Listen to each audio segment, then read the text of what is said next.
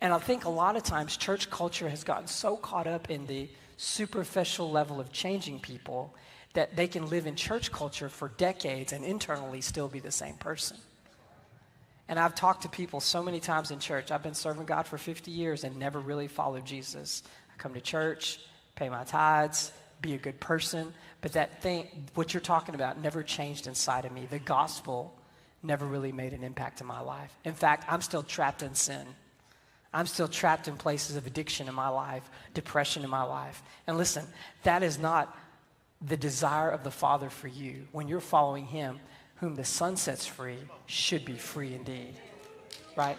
And there should be a place where you no longer struggle with sin in your life. I'm not saying you don't sin. I'm saying you don't struggle with it as much now as you did when you started following Jesus.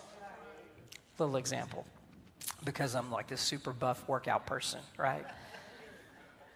But when I do work out, and I do it for a period of time, the first 3 days of working out, you are sore, like grandpa sore, you know what I'm saying? Like you can barely move, you walk like an old man. All the you're sore in places where you didn't even know you had muscles to be sore with. And then after a period of time, after about maybe 10, 15 days on a regular pattern of working out, whether you work out daily, every other day, whatever, you start feeling strong. You start feeling like I can do more. And then you push yourself and you can do more. Well, the next level you go to, let's say you increase your weights, you increase the repetition, you increase the time you run, it's easier than when you first started.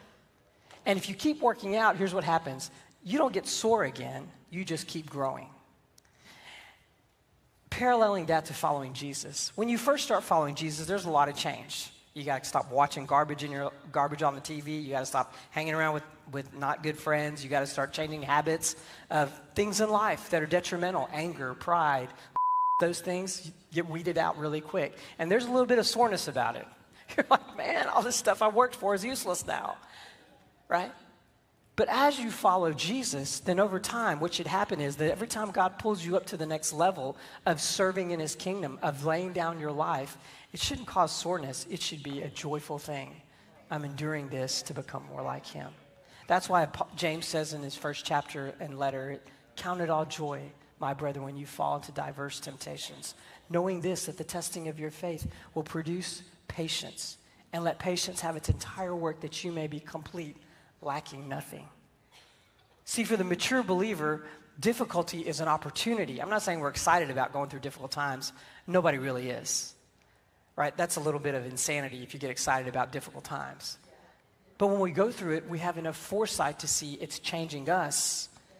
It's changing us into the image of Jesus. And so when we talk about the gospel and following Jesus, it's in this context that Paul is writing from a jail to a Philippian church. He's not in a Holiday Inn, with a nice breakfast brunch set up every morning.